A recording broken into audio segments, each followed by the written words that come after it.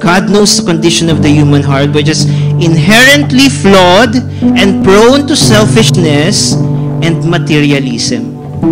Naka-anchor siya to desire na maka-acquire pa siya ng marami kahit sapat na.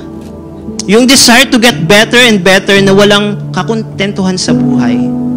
Is my possession, my ambition, my hobby, my obsession replacing the Lord in my heart? Is it becoming my idol?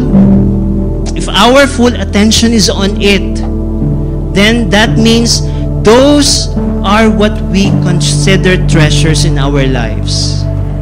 And we're not in the right direction dito. We're not in the right direction. And we have to change our course.